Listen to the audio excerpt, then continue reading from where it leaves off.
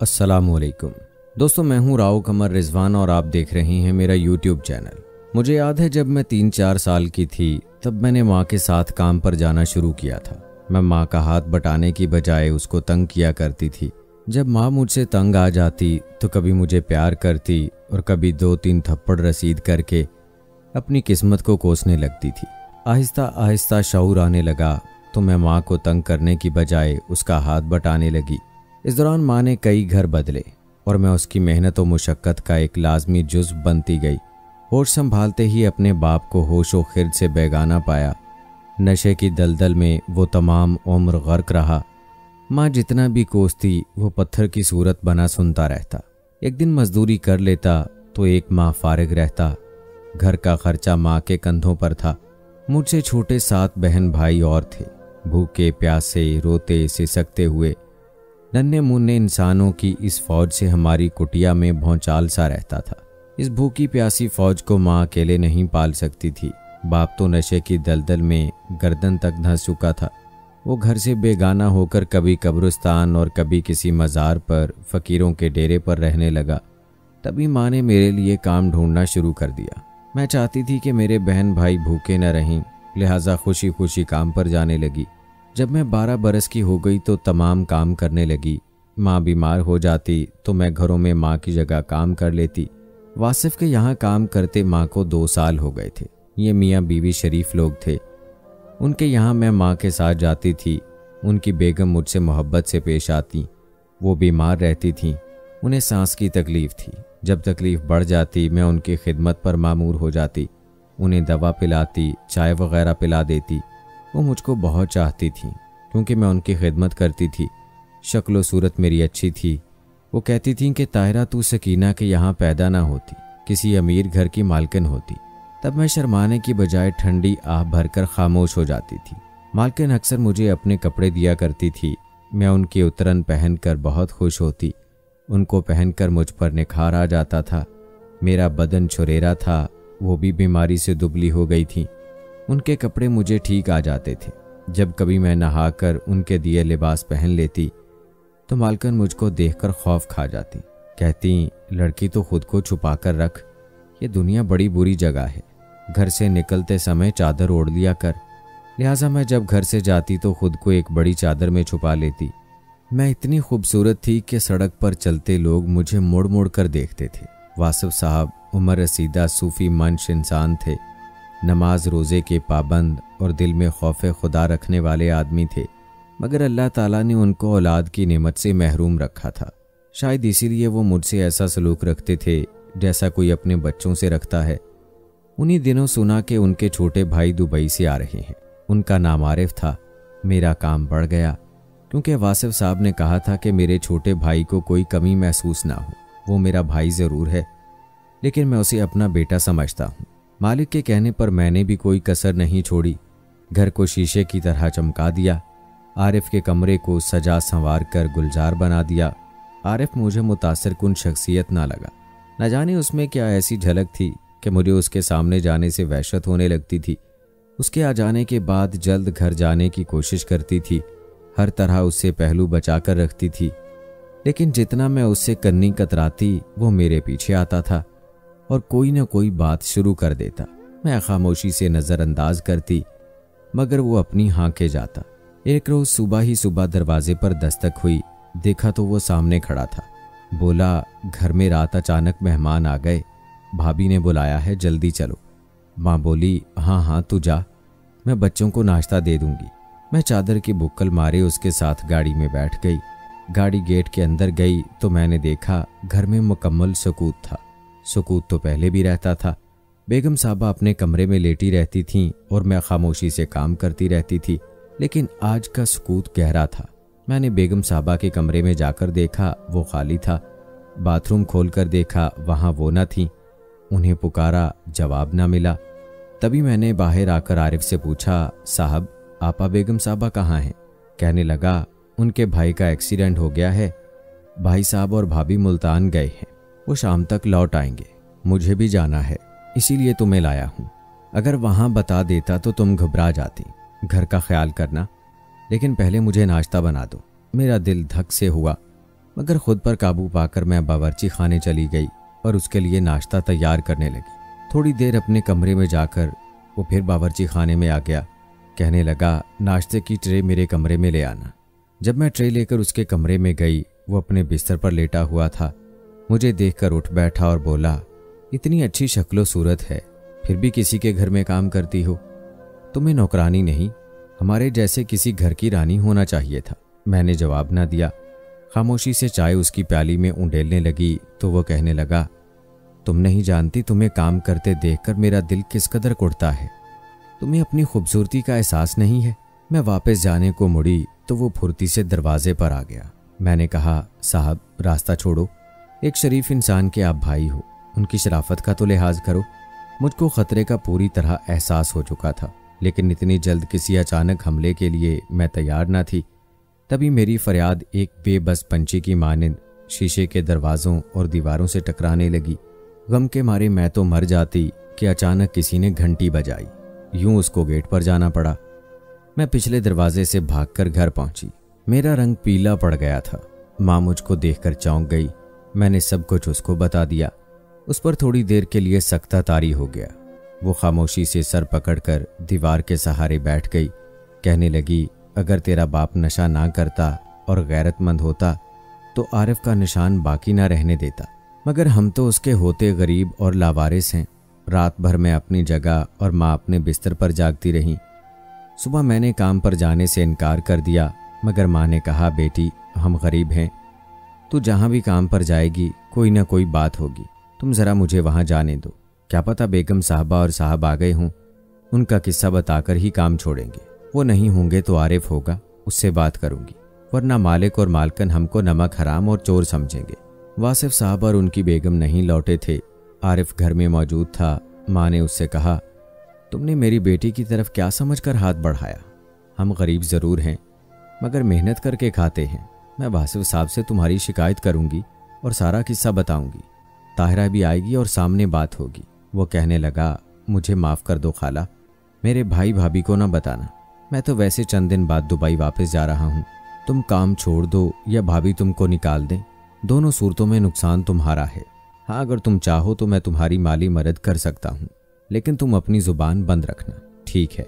माँ ने कहा, मदद करो तो मैं किसी से कुछ ना कहूँगी। आरिफ ने माँ को 20,000 रुपए दिए और कहा कि ये रख लो, तुम्हारे काम आएंगे। कल से तुम्हारी बेटी ना सही, तुम आकर मेरा खाना बना जाना जब तक भाभी और भाई नहीं आ जाते। दरअसल तुम्हारी बेटी खूबसूरत बहुत है, उससे काम ना कराओ। माँ रकम लेकर घर आ गई और कहा, बदमाश से 20,000 रुपए ले आई हूँ, झोंपड़ी की जगह एक कमरा तो बनवा लूंगी। मुझे माँ की ये बात अच्छी ना लगी। मैंने कहा, माँ तुमने उससे रकम क्यों ली? आसिफ साहब को शिकायत करना थी। मेरा तो जी चाहता है कि उस रकम को चूल्हे में फेंक दूं। पागल लड़की, तेरी इज्जत तो खुदा ने बचा ली। अब बात मालकिन या मालिक से कहने से क्या मिलेगा? उल्टा उनका काम छोड़ना पड़ेगा। वो खुद तो शरीफ लोग हैं और वो नामुराद यूं भी दुबई जाने वाला है। जुबान खोलेगी तो उनकी इज्जत पर कुछ नहीं आएगा, अपनी ही इज्जत पर बातें बनेंगी। रुपए क्यों ना लेती, कमरा बन जाएगा। मेरे बच्चे तो बारिश में ना भीगेंगे। गुर्बत का इतना भयानक चेहरा मैंने कभी ना देखा था। यकीन ना आया। आरिफ का गिरेबान पकड़ने की बजाय माँ की ममता बिक भी सकती है। मैं जब तक वहां ना गई कि जब तक वासिफ साहब और बेगम ना आए, आरिफ भी दुबई चला गया तो मुझे सुकून मिल गया। अब माँ को मेरी शादी की फिक्र हुई। सोचा कब तक जवान लड़की से दूसरों के घरों में काम करवाऊंगी। मुझसे छोटी भी 12 बरस की हो रही थी। सो माँ ने दूर की खाला के बेटे से मेरे रिश्ते की बात चलाई जो चौकीदारी करता था। मेरी जफ़र से शादी हो गई। मैं 6 माह की दुल्हन थी कि एक रोज़ सास कहीं रिश्तेदारों से मिलने गई। वापस आई तो उसके जेवर गायब थे। खुदा जाने उसके शौहर ने उठा लिए कि दामाद ने या खुद उसकी बेटी ने, मगर नाम मेरा लगा दिया। मेरे तो फरिश्तों को भी खबर न थी कि कितने जेवर हैं, कहाँ रखती है। लाख रोई, कसम खाकर कहा कि मैंने नहीं उठाए, लेकिन सास को यकीन नहीं आया। बोली, मेरे अपने क्यों चुराएंगे? यूं बात बढ़ी। मेरी माँ को बुलवाया गया। उनको बहुत गुस्सा आया। मुझे गुस्से में अपने साथ लेकर आ गई। वो लोग फिर मुझे लेने ना आए। माँ ने भी ना भेजा कि ये कैसे लोग हैं, कल फिर कोई और इल्ज़ाम लगा देंगे। गर्ज साल भर महके रही। उन्होंने बिलाखिर तलाक भिजवा दी। फिर से माँ मेरे लिए काम ढूंढने लगी। आखिर एक बंगले पर काम मिल गया और मैं फिर से काम करने लगी। माँ पर बोझ तो न बन सकती थी, पेट पालना था। यहाँ मालकिन तो अच्छी थी, मगर उसकी सहेलियाँ मेरा तन मन जलाती, उसे कहती, नूरजहां ज़रा ख्याल से रहना, इतनी खूबसूरत नौकरानी रख ली है, कहीं मियाँ से हाथ न धो बैठना। और मालकिन उनको कहती, अरे नहीं, मेरे मियाँ ऐसे नहीं हैं। मैं कान बंद करके काम में मशगूल रहती कि सुनूंगी और ना तौहीन का एहसास होगा। नया मालिक कुछ रंगीन मिजाज था, कालीनों का कारोबार था, दौलतमंद और खूबसूरत भी था। रोज़ सज बनकर गाड़ी में बैठता, मुझे वो भला लगता। दुआ करती, ए अल्लाह तो मुझे भी ऐसा शौहर दे। दुनिया में लोगों को तूने इतनी दौलत दी है और हमको इतनी गरीबी। मालकिन तो अपनी मामूली शक्ल सूरत की है और शौहर कितना खूबसूरत, दौलतमंद और शानदार मिला है। एक रोज़ वो बन ठन कर सेंट लगाए गाड़ी में बैठ रहा था कि मुझे कहा, ताहिरा अंदर से मेरा बैग तो लाना। जब मैं बैग लेकर उसको पकड़ाने लगी तो बस उसको देखती रह गई, जैसे ख्वाबों की दुनिया में खो गई थी। तभी उसकी आवाज़ ने मुझे चौंका दिया, अरे लड़की कहाँ खो गई हो? क्या मुझे नज़र लगाने का इरादा है? ला बैग मुझे दे। तभी मैं शर्मिंदा होकर रह गई। बैग उनके हाथ में दिया और शर्माकर अंदर भागी। उस रोज़ मेरे कानों में सारा दिन साहब के अल्फाज गूंजते रहे। मेरा ज़मीर मलामत करता रहा कि मैंने ऐसा क्यों सोचा। उस दिन के बाद साहब में तब्दीली आ गई। उसकी मेहरबानियाँ मुझ पर बढ़ने लगीं। उन मेहरबानियों से खौफजदा होकर मैंने फ़ैसला किया कि मुझे ये घर छोड़ देना चाहिए, क्योंकि मैं बेगम साहबा की जूतियाँ खाकर यहाँ से निकलना नहीं चाहती थी। जब मैंने काम छोड़ने का कहा तो साहब ने अकेले में मुझसे पूछा, क्यों काम छोड़ रही हो? आपकी वजह से, मैंने जवाब दिया। वो कहने लगा, मेरे बच्चे बड़े हो रहे हैं, वरना तुम इतनी खूबसूरत हो कि मैं तुमसे शादी कर लेता, लेकिन अब मजबूर हूँ। हाँ, चाहूँ तो अलग घर में रख सकता हूँ, तुमको खर्चा देता रहूँगा। उस दिन मुझे लगा जैसे उस आदमी ने मेरे मुंह पर थूक दिया हो। उसी दिन मैंने बेगम से माँ की बीमारी का बहाना बनाकर वहाँ का काम छोड़ दिया, क्योंकि बेगम मेरे साथ बहुत अच्छी थीं और मैं उनसे शर्मिंदा नहीं होना चाहती थी। अब माँ कहती थी, कोई दूसरा घर ढूंढो और काम पर लग जा, कब तक ऐसे बेकार बैठी रहेगी? और मैं कहती थी, हरगिज़ नहीं, मैं अब कहीं काम पर ना जाऊंगी, बेशक भूखी मर जाऊं, तुम मेरी शादी कर दो। तुम कमारी तो हो नहीं, तलाक याफ्ता को तो रंडवे बच्चों वाले या फिर ऐसे कोई रिश्ता मिलेगा जिसको दूसरी शादी की चाह होगी। बला से सौतन हो के बच्चों वाला, घर बैठा के रोटी खिलाए, मुझे दर दर का काम करना ना पड़े। अम्मा, मैं इन अमीरों की जूतियां सीधी करने से तंग आ गई हूँ। अम्मा ने देखा कि ये तो बोझ बांटने की बजाय बोझ बन रही है। उन्होंने मेरे रिश्ते के लिए भाग दौड़ शुरू कर दी। आखिरकार एक रिश्ता ढूंढ निकाला। हमारी झुग्गी के इस तरफ मैदान में एक बड़ी बिल्डिंग बन रही थी। उसके ठेकेदार के मुंशी से अम्मा की सलाम दुआ हो गई। अम्मा जब उधर से गुजरती, मुंशी खड़ा होता तो अम्मा उसे कहती, बेटा कोई अच्छा शरीफ घराना हो तो बताना, मुझे काम चाहिए। एक दिन उसने पूछा, अम्मा जी आप तो पहले ही 2-3 घरों का काम करती हो, थक जाती होंगी और काम क्यों कर सकोगी? वैसे तो हमारे ठेकेदार साहब को काम वाली चाहिए, लेकिन उनका घर दूर है, आप वहाँ नहीं जा सकती। इस तरह बातों बातों में अम्मा ने उसको अपने हालात बता दिए कि मेरी 4 बेटियां, 2 बेटे छोटे हैं, शौहर को नशे ने बेकार कर दिया, पेट पालने को घरों में काम करती हैं, बच्चियां भी मेरे साथ काम में हाथ बटाती हैं, हम हलाल रिज़्क खाते हैं, बस एक फिक्र दिन रात खाती रहती है कि बेटी का कहीं रिश्ता हो जाए, लड़का नेक हो, बेशक गरीब मजदूर हो, मगर मेरी बेटी को इज्जत की ज़िंदगी दे। उस दिन से मुंशी गयास को अम्मा से हमदर्दी हो गई। वो हमारा चाल चलन देखता रहा और एक रोज़ माँ को रोक कर बोला, अम्मा मैं भी एक गरीब मजदूर ही हूँ, कुछ पढ़ा लिखा हूँ, ठेकेदार का मुंशी हूँ, घर मेरा अपना है, तनख्वाह ठेकेदार साहब अच्छी देते हैं कि दयानतदारी से रुपए पैसे का हिसाब किताब रखता हूँ। यूँ माँ ने उससे मेरा निकाह कर दिया। गयास ज़्यादा दौलतमंद न था, लेकिन वो कहीं से भी कमाकर मेरी हर ख्वाहिश पूरी करने की कोशिश करता था। मैं हर काम अपनी मर्जी से करती थी। उसको यही खुशी बहुत थी कि मैंने सौतन की 2 बेटियों के बाद उसको बेटा दिया था। ये वो वक्त था कि चाहती तो कनात से काम लेकर अपनी पुरसुकून ज़िंदगी में जम हो जाती, मगर जिनके हालात इब्तदा में दगरगूं रहे हों, शायद उनकी नफ्सियात बदल जाती है। मेरी भी शख्सियत में कमी रह गई थी। मैं यहाँ भी मुतमईन ना थी, अपनी ज़िंदगी में कमी महसूस करती थी। कोठियों में काम करते रहने से बड़ी कोठियों की मालका बनने की हसरत कहीं दिल में छुपकर बैठ रही थी। और ख्वाहिशों का कैंसर मेरे अंदर जहर की तरह फैलता जा रहा था। गयास को मुझसे वाकई मोहब्बत थी। उसने मेरे लिए दिन रात काम किया। वो तमाम आमदनी मेरे हाथ पर रख दिया करता था। मैंने उसे कहकर अपनी 2 बहनों की शादियां की, भाई को स्कूल में दाखिल करवाया और उसके लिए कपड़े, जूते, चीज़ें पहुंचाती रहती। मेरा बेटा इलियास अपनी बड़ी माँ से ज़्यादा मानूस था। उसकी सौतेली बहनें उसको हर वक्त गोद में उठाए रखती थीं, सजाती संवारती थीं। सौतन ने मेरे बेटे को हकीकी माँ का प्यार दिया। वो अक्लमंद मेरी बेचैन फितरत को समझ चुकी थी। मुझको अपने बेटे से कोई ख़ास उन्स नहीं था, बल्कि यूं कहूँ कि शौहर और उसके घर किसी से भी मोहब्बत ना हो सकी। यूं लगता जैसे कि मेरा घर नहीं बल्कि मेरी सौतन का घर है। गयास का ठेकेदार कभी कभी उसको अपनी गाड़ी में घर से उठाने आता था। उसने एक बार मुझे देखा तो देखता ही रह गया। उसके बाद वो बहाने से हमारे घर आने लगा। मेरे बच्चे को प्यार करता, उसे घुमाने ले जाने लगा ताकि मेरी तवज्जो उसकी तरफ मबजूल हो। मेरी रूह दौलत की प्यासी हो गई थी। ठेकेदार अपने हरबों में कामयाब हो गया। मैं उस शख्स पर तवज्जो देने लगी। गयास घर पर ना भी होते और वो आ जाता तो मैं चाय बिस्किट से तवाज़ो करती। उसका नाम फिरोज़ था। मेरी सौतन पर्दा करती थी जबकि मैं पर्दा नहीं करती थी। यूं गयास के घर रहकर फिरोज़ मेरी ज़िंदगी में आ गया। उसने मुझे सोने के जेवरात बनवा कर दिए जो मैं माँ के पास छुपा आती थी। मैं सोने की चमक दमक देखकर उसकी गिरविदा हो गई थी। कुछ ही दिनों बाद मेरी सौतन को हालात का अंदाज़ा हो गया। गयास को भी शक रहने लगा, लेकिन उन दोनों ने ना टोका और ना जुबान से कुछ कहा। फिरोज़ ने मुझ पर पैसा लुटाया तो मैंने गयास से तलाक मांगनी शुरू कर दी। उन्हीं दिनों अब्बा वफात पा गया। ठेकेदार ने उसकी तजहीज़ो तदफीन की और माँ को 2 कमरों का पक्का मकान भी बनवा दिया कि मजदूर भी उसके अपने थे और तामीर का सामान भी ढेरों उसकी तहवील में रहता था। माँ को अंदाज़ा ना था कि वो ये नायतें क्यों कर रहा है। बस फिर क्या था, पहली बार दौलत का चस्का लगा तो मेरा दिमाग ख़राब हो गया। मैं बात बात पर गयास से लड़ने लगी तो उसने मुझे तलाक दे दी। मैंने बेटा भी उसको दे दिया क्योंकि वो मेरी सौतन से पला हुआ था। तलाक के बाद मैं चंद दिन माँ के घर रही, फिर ठेकेदार के एक दोस्त के फ्लैट में आई।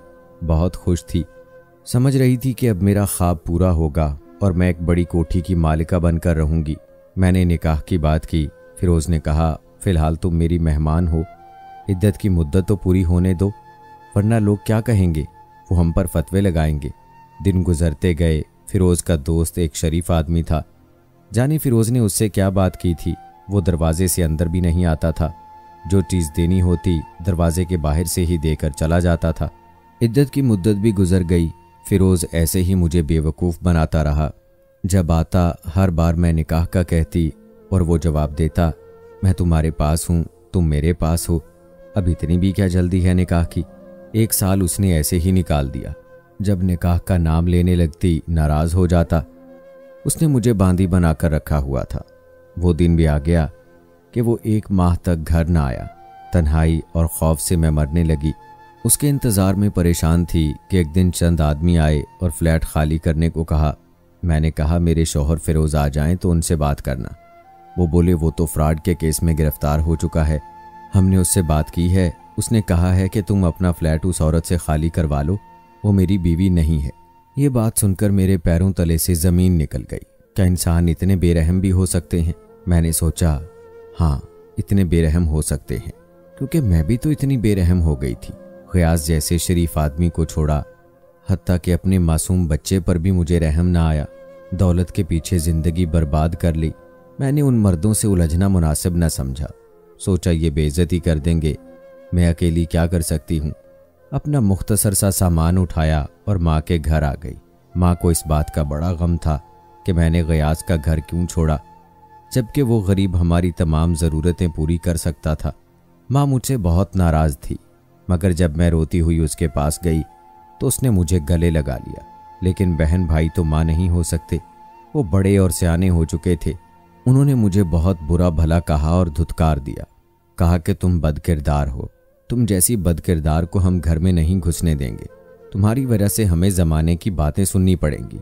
अब तुम ये चाहती हो कि हम तुम्हारी खातिर ये घर ये मोहल्ला छोड़ दें। गयास भाई यहाँ आकर धाड़े मार मार कर रोकर गए हैं। सारे मोहल्ले ने तुम्हारी बेवफाई की रुदाद सुनी है। जब माँ बहनें घर घर का काम करती थीं तब कोठियों वाले हमको इज्जत की नज़र से देखते थे। अब हमारे पास खाने को सब कुछ है, हम पक्के घर में रहते हैं, उजले कपड़े पहनते हैं, लेकिन तुम्हारी वजह से लोग हमें मुंह नहीं लगाते। बूढ़ी माँ टुकर टुकर मुझे देखती रही और भाइयों ने धक्के देकर मुझे घर से निकाल दिया। मेरे कपड़ों की गठड़ी भी उन्होंने उठाकर सड़क पर फेंक दी। खुदा ने गयास जैसा अच्छा शौहर देकर एक बार मुझे संभलने का मौका दिया था और मैंने उसको गंवा दिया। अब मैं नफरतों और ठोकरों ही के लायक थी। फिर भी कोई दरवाज़ा ना खुला देखकर मैं सौतन के घर चली गई। गयास ने मुझे कबूल ना किया क्योंकि उसके घर पर अब मेरा कोई हक ना था। मैंने कहा, मेरा बेटा ही दे दो।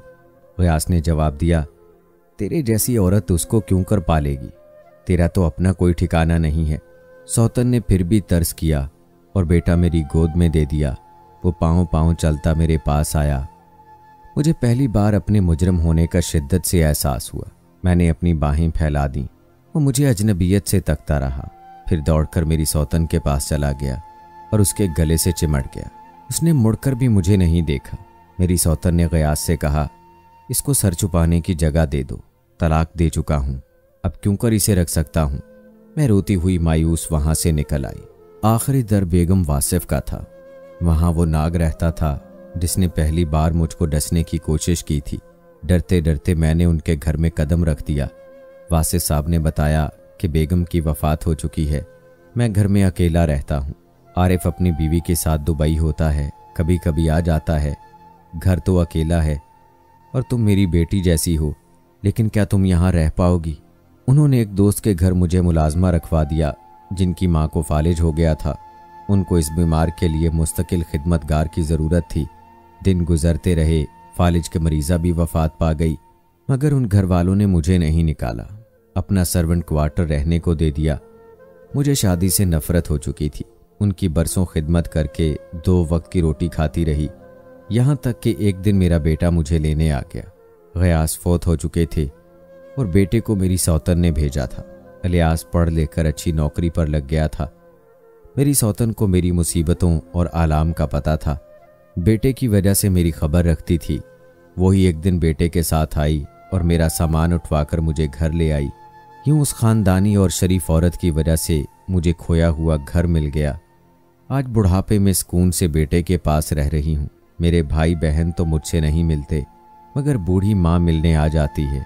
गयास शरीफ इंसान थे, तभी उनके खून ने मुझसे वफा की और उस अजीम औरत के कदमों में बैठी हूँ जिसको लोग मेरी सौतन कहते हैं। वो गयास की कज़न है। अगर वो मुझे सहारा ना देती तो आज मैं सड़कों पर भीख मांग रही होती।